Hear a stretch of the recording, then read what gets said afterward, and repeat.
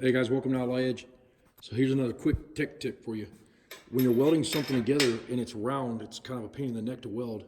So what I did is I took some stock on the bottom. This is flat stock right here.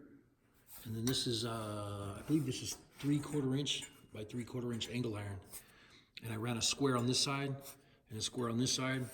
And then what I did is I built a jig for welding round stock. And I built this jig years ago, but I'm using it right now, so I figured I'd show what I'm doing.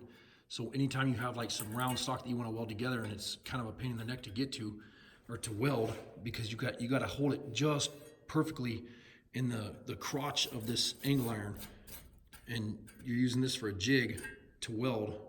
I mean, it works really nice. And you can weld it in, angles like this or whatever, but it holds that round stock for you. And all you do is run your clamp on this. It makes it super nice. And then anytime you have some round stock that you want to weld something onto this way, 90 degrees, you could drop it in there like that and hold on to it with clamps right here. And it also makes it nice because you can put this in you can mount this in the drill press. You can mount this in the drill press like this, and then, start drilling when you have this clamped off, and you can drill some holes centered in the round stock that you're running, whether it's hollow or solid round stock. Here's another jig right here. I'm building a tool right now for a friend, and this is a, oh crap, what's it called? This is a drill block clamp made by Starrett. And what this does, let me take the tape off here. That's just so I don't get welding BBs on the threads. And this clamps down.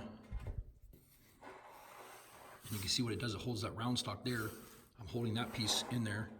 And then this piece is going to get welded onto that. Look how nice that holds it. But get some of these or make some. And like I said, all I did is I took some flat stock and some angle iron and built this. It took me about 10 minutes to build.